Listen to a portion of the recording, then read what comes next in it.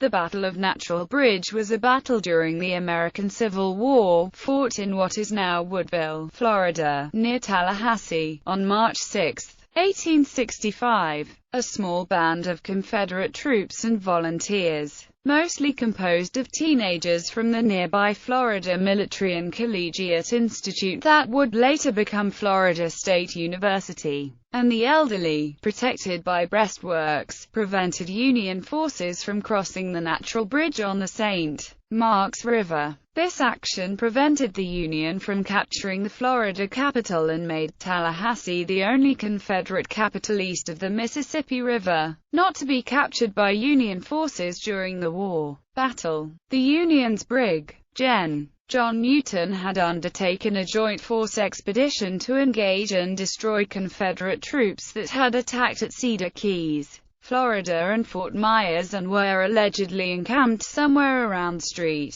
Marks. The Union Navy had trouble getting its ships up the St. Marks River. The Army force, however, had advanced and, after finding one bridge destroyed, started before dawn on March 6 to attempt to cross the river at Natural Bridge. The troops initially pushed rebel forces back, but not away from the bridge. Confederate forces under Brig. Gen. William Miller, protected by breastworks, guarded all of the approaches and the bridge itself. The action at Natural Bridge lasted most of the day, but, unable to take the bridge in 3 separate charges, the Union troops retreated to the protection of the fleet. Based on the involvement of the students from the Florida Military and Collegiate Institute, the Florida State University Reserve Officer Training Corps program is one of only 4 Army ROTC programs to have a battle streamer for their actions in the Civil War. Since it was originally part of the Army, FSU's Air Force ROTC unit also displays the same battle streamer monument.